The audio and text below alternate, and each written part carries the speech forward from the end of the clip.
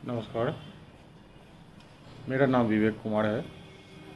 मैं सहरसा के MLT college में इतिहास विभाग में असिस्टेंट प्रोफेसर के पद पर कार्यरत हूँ। आज की इस ई लर्निंग कक्षा में हम लोग मध्यकालीन भारत से जुड़े हुए कुछ मुद्दों पर चर्चा करेंगे।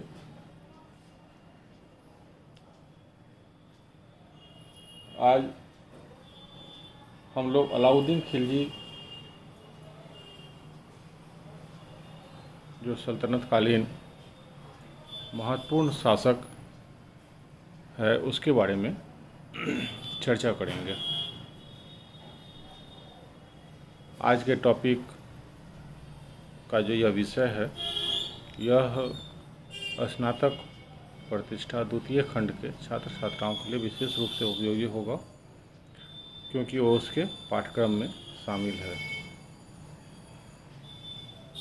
आज हम लोग अपने इस चर्चा में अलाउद्दीन खिलजी के द्वारा किए गए विभिन्न सुधारों, खासकर प्रशासनिक और आर्थिक सुधार की चर्चा करेंगे और यह जानने का प्रयास करेंगे कि यह सुधार जो है किस प्रकार महत्वपूर्ण था और इसका क्या प्रभाव पड़ा, प्रशासन के ऊपर क्या प्रभाव पड़ा, राज्य के ऊपर क्या प्रभाव पड़ा, समाज के ऊपर क्या प्रभाव पड़ा, और इन सुधारों ने आने वाले शासकों को किस तरह प्रेरित किया या इन सुधारों का क्या कोई दुष्प्रभाव भी पड़ा।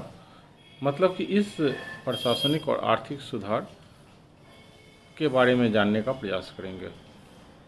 यह एक महत्वपूर्ण प्रश्न है जो विभिन्न प्रकार की प्रतियोगिताओं परीक्षाओं में भी सीधे तौर पर पूछा जाता रहा है। अलाउद्दीन खिलजी पर चर्चा करने से पहले हम लोग यह जान लें कि हम लोग पूरे मध्यकालीन भारत को दो भागों में बांटते हैं, सल्तनत काल और मुग़ल काल। सल्तनत काल कुतुबुद्दीन ऐबक के राज्यारोहण, उससे थोड़ा और पीछे भारत में तुर्कों के आगमन से लेके बाबर द्वारा युद्ध जीतने, पानीपत के प्रथम युद्ध के परिणाम तक सल्तनत काल, और जब भारत में मुग़ल सत्ता की स्थापना होती है वहाँ से हम लोग मुग़ल काल दो भागों में बांटते हैं। और जब भारत में अंग्रेजी सत्ता की स्थापना होती है तो उसे आधुनिक काल के रूप में देखते हैं। यह कालों का विभाजन शुद्ध रूप से अध्ययन की सुविधा के लिए किया गया है, ताकि प्राचीन भारत, मध्यकालीन भारत और आधुनिक भारत, इन रूपों में हम लोग भारतीय इतिहास के कालक्रम को बांटकर पढ़ सकें।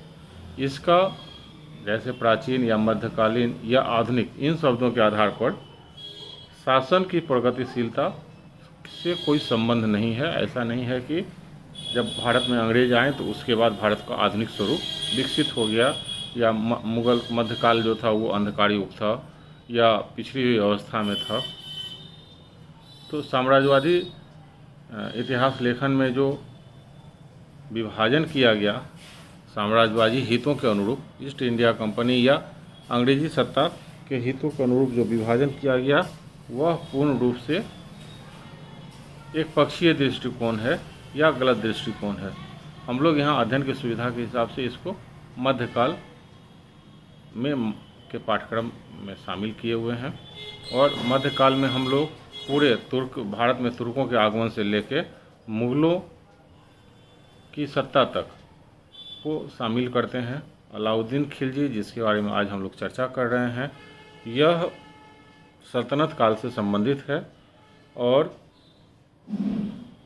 यह सल्तनत काल का बहुत ही महत्वपूर्ण शासक है, जिसने आर्थिक और प्रशासनिक क्षेत्र में विभिन्न प्रकार के सुधार किए। प्रशासनिक रूप से भी इसने महत्वपूर्ण सुधार किए, आर्थिक रूप से भी इसने महत्वपूर्ण सुधार किए, और सैनिक रूप से भी, सैनिक सुधार में भी इन्होंने महत्वपूर्ण बदलाव लाया, जो आगे के शासक को प्रेरित करता रहा या राह दिखलाता रहा। तो एक एक करके हम लोग इनके सुधारों पर चर्चा करेंगे। सबसे पहले हम लोग प्रशासनिक सुधार के बारे में चर्चा करते हैं कि अलाउद्दीन खिलजी ने प्रशासन के क्षेत्र में क्या सुधार किया। अलाउद्दीन खिलजी जब शासक बना तो उसने देखा कि कुछ ऐसी प्रवृत्तियां भी काम कर रही है जो केंद्रीय सत्ता को, मतलब शासक को चुनौती देने का साहस करती है, हिम्मत करती है। और अगर इस तरह की प्रवृत्ति पर अंकुश नहीं लगाया जाए तो केंद्रीय सत्ता की शक्ति और प्रतिष्ठा दोनों में गिरावट आएगी। तो इस आधार पर अलाउद्दीन खिलजी ने केंद्रीय सत्ता की शानो शौकत, प्रतिष्ठा और शक्ति को बनाए रखने के लिए उस तरह के उपाय पर सोचना शुरू किया जिससे केंद्रीय सत्ता को सीधे तौर पर कोई चुनौती देने की हिम्मत नहीं कर पाए। उसने केवल ताकत के बल पर इसका अंत नहीं चाहा। जैसे अलाउद्दीन खिलजी को अपने प्रारंभिक दिनों में अकद खां या मलिक उमर या मंगू खां या हाजी मोला इस तरह के कुलीनों के नेतृत्व में जो विद्रोह हुआ, इस तरह के विद्रोह का सामना करना पड़ा। अलाउद्दीन खिलजी ने ताकत के बल पर इस विद्रोह को कुचल दिया, लेकिन भविष्य में इस तरह के विद्रोह नहीं हो इसके उपाय पर गौर करने लगा कि क्या कारण है कि ये जो कुलीन वर्ग हैं या विभिन्न सामंत हैं, ये केंद्रीय सत्ता सीधे राजा को चुनौती देने की हिम्मत जुटा पाते हैं। तो उसने यह महसूस किया कि केवल ताकत के बल पर, सैनिक के बल पर इस तरह की चुनौतियों का जवाब देना सही नहीं है, बल्कि इस तरह की चुनौतियां पैदा होने की जो परिस्थिति है उसे ही कुचल दिया जाए। तो इस भविष्य में ऐसे विद्रोह को रोकने के लिए उसने कठोर कदम उठाए और मूल रूप से निरोधात्मक उपाय किए। सबसे पहले उसने यह महसूस किया कि इन अमीरों के पास अतिरिक्त धन या अत्यधिक धन जो जमा है वो इस तरह के विद्रोह की प्रवृत्ति को बढ़ाता है। तो इसने उसके संचित धन पर ही प्रहार किया, अतिरिक्त धन पर प्रहार किया कि अगर अधिक धन इनके पास जमा नहीं होगा तो इस तरह के विद्रोह के लिए उनके पास संसाधन, भविष्य में इस तरह के विद्रोह के लिए उनके पास संसाधन सीमित हो जाएंगे।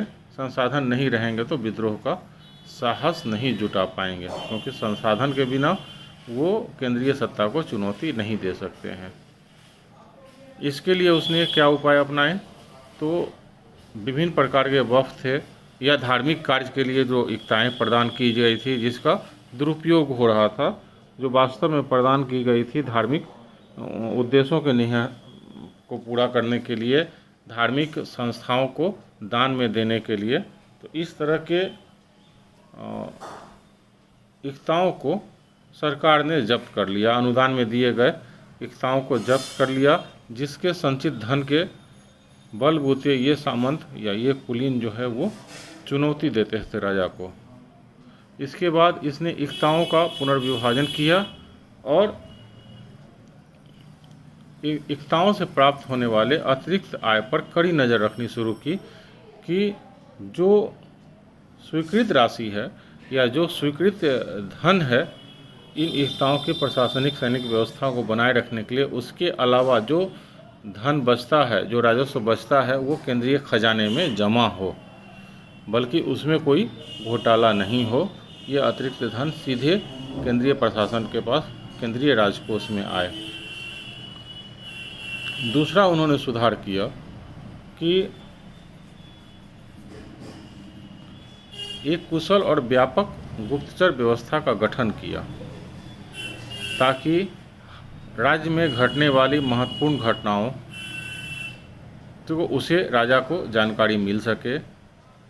उत्तम गुप्तकर व्यवस्था का प्रभाव यह हुआ कि इस तरह के विद्रोह वाली गतिविधियां या संगठन या इस तरह की मंत्रणा या राज्य विरोधी कार्यों में रहने वाले लोगों की सूचनाएं राजा तक सीधे पहुंच जाती थी।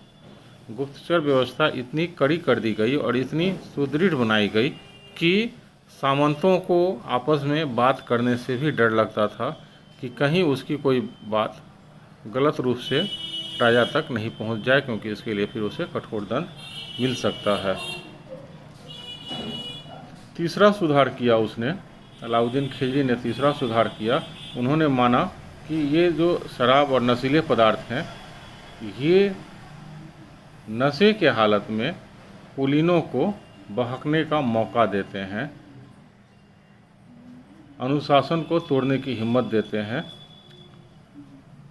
और अक्सर इस तरह शराब और नशीले पदार्थों के सेवन के बाद षड्यंत्रपूर्ण मंत्रणा को बढ़ावा मिलता है।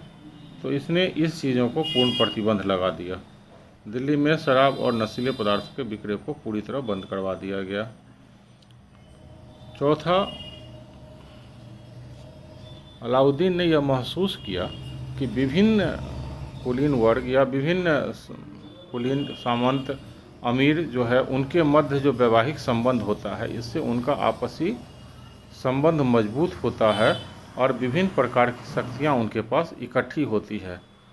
अपने संबंधों के नाते दो या उससे अधिक अमीर आपस में एक होकर एक परिवार के रूप में कार्य करने लगते हैं और सामूहिक रूप से ये केंद्रीय सत्ता को चुनौती देते हैं। तो उसने सामाजिक समारोह, भोज वगैरह का जो आयोजन होता था या अमीर परिवारों के मध्य जो वैवाहिक संबंध वगैरह बनता था, वो सारा पर कठोर प्रतिबंध लगा दिया। उन्हें इसने रोक दिया कि अगर इस तरह का कोई आयोजन है तो उसके लिए राजा से पूर्व स्वीकृति लेनी होगी। अमीरों को आपस में वैवाहिक संबंध स्थापित करने के पहले राजा से अनुमति लेनी होगी, उसके बाद ही इस तरह के संबंधों की अनुमति मिलने के बाद ही वे संबंध कर सकते हैं। इसमें मूल रूप से अलाउद्दीन को यह डर था कि दो शक्तिशाली परिवार जब मिलकर एक हो जाएंगे तो उनकी शक्ति और भी बढ़ जाएगी और इस तरह की बढ़ती हुई शक्ति केंद्रीय सत्ता के लिए या राजा के लिए भविष्य में चुनौती पैदा कर सकती है। इस प्रकार आपस में मेलजोल और अंतर संबंधों पर कड़ा प्रतिबंध लगा दिया। तो इस तरह के उपाय के द्वारा उसने विद्रोह की संभावना को खत्म कर दिया। इस तरह के उपाय आपसी संबंध, सामाजिक संबंध के आधार पर, पैसे के आधार पर, गुप्त मंत्रणाओं के आधार पर, जो षड्यंत्रपूर्ण बातें होती थी, जो कपटपूर्ण बातें होती थी या विद्रोह की मानसिकता को बढ़ाने वाली बातें होती थी या लोगों की शक्ति बढ़ती थी, कुलीनों की शक्ति बढ़ती थी, अमीरों के मध्य जो अंतर संबंध विकसित होता था, उन चीज़ों पर राजा के द्वारा कठोरतापूर्वक रोक लगाकर कुलीनों का भविष्य में विद्रोह होने की संभावना को समाप्त कर दिया गया। इसके बाद दूसरा सुधार इनका लगान संबंधी सुधार था, राजस्व व्यवस्था में सुधार। अलाउद्दीन खिलजी एक साम्राज्यवादी शासक था जिसकी महत्वाकांक्षा पूरे भारत, हालांकि वो पूरे विश्व को जीतने की बात सोचता था, लेकिन बाद में उसने अपने महत्वाकांक्षाओं को सीमित करके अपने सलाहकारों के सलाह के आधार पर पूरे भारत पर अपने नियंत्रण की बात सोची और साम्राज्य की सीमा को सुदूर दक्षिण भारत तक पहुंचा दिया। सल्तनत काल में केंद्रीय सत्ता, दिल्ली की सत्ता को दक्षिण भारत तक पहुंचा देने वाला वह प्रथम शासक साबित हुआ जिसने अपनी सत्ता को सुदूर दक्षिण तक पहुंचा दिया था।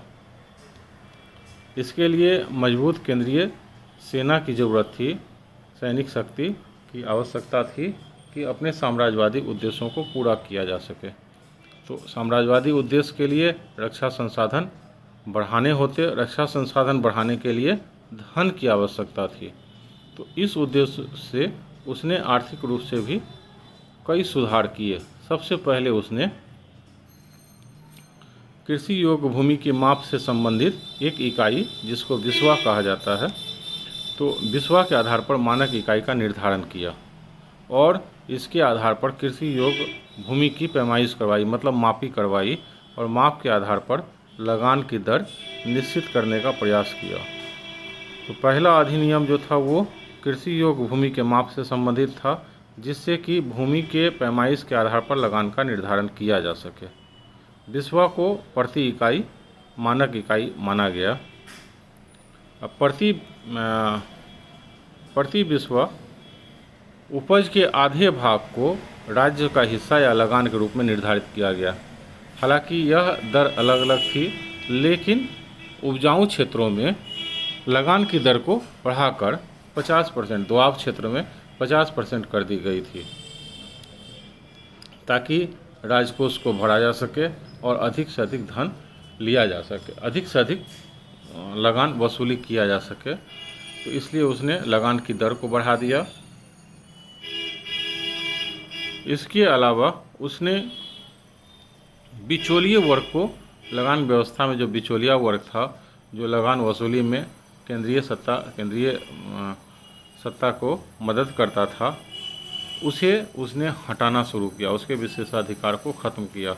ये खूत या मुकदम या चौधरी के रूप में जो काम करते थे, इसे उसने हटाना शुरू किया, बिचौलिए वर्ग को समाप्त कर दिया।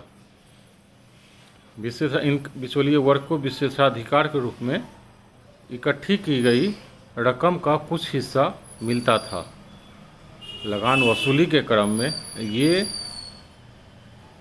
इनको राजकीय कोष के लिए जमा की गई लगान का एक निश्चित हिस्सा इनको इनके मेहनत के एवज में दिया जाता था। हालांकि व्यावहारिक तौर पर ये उससे अधिक हिस्सा अपने पास रख लेते थे और अतिरिक्त धन इसी हिस्से से उनके पास जमा होता था। तो इस बिचौलिए वर्ग को अलाउद्दीन ने लगान वसूली से हटा दिया। ये वर्ग इस वर्ग में अधिकांश लोग जो थे वो हिंदू मत से जुड़े हुए थे, हिंदू धर्म से जुड़े हुए थे, और इन्हें हटाकर अलाउद्दीन खिलजी ने अपने धार्मिक उद्देश्यों की भी पूर्ति करनी चाहिए। इसके अलावा इन्हें भी राजकोष में कर देने को कहा गया। चूँकि यह बिचौलिया वर्ग लगान वसूली से जुड़ा हुआ था, इसलिए यह वर्ग जो है वो लगान नहीं देता था। लगान से इनको छूट मिली हुई थी, विशेषाधिकार मिले हुए थे, जबकि इनके पास भी अच्छी खासी मात्रा में भूमि संग्रहित थी। उत्पादन, ये एक जमींदार वर्ग की तरह हुआ करते थे और उत्पादन में अपना महत्व रखते थे। तो इनके उत्पादन पर भी कर लगाया गया। राज्य ने इनसे भी लगान की वसूली की और इस माध्यम से भी राजकोष को बढ़ाने का प्रयास किया गया। इसके अलावा, लगान के अलावा गृह कर, जिसे घर ही कहा जाता था या घड़ी कहा जाता था, और चारागाह कर, उसे चरही या चरी कहा जाता था। ये दो नए कर लगा दिए, घड़ही और चरही। ये दो नए कर लगाकर अतिरिक्त कोष सृजन की व्यवस्था की गई। छोटी छोटी इक्ताओं को समाप्त कर दिया और छोटी इक्ताओं को खालसा भूमि में मिला लिया गया। खालसा भूमि उस प्रकार की भूमि को कहते हैं जिस पर राजा का सीधा नियंत्रण, केंद्रीय सत्ता का सीधा नियंत्रण रहता है और वहाँ से जो उत्पादन होता है वो सीधे राजकोष में जमा होता है। तो लगान इक्ता में केंद्रीय इक्ता के क्षेत्रफल को बढ़ाने का प्रयास किया गया और खालसा भूमि के क्षेत्रफल में वृद्धि की गई। इसके लिए अलग से अधिकारी वर्ग बनाए गए ताकि ये सीधे खालसा क्षेत्र से प्राप्त आय को सीधे राजकोष में जमा कर सकें। इसके अलावा बाजार नियंत्रण व्यवस्था अपनाई गई। बाजार नियंत्रण व्यवस्था और सैनिक सुधार के बारे में हम लोग अगले क्लास में चर्चा करेंगे। तब तक के लिए धन्यवाद।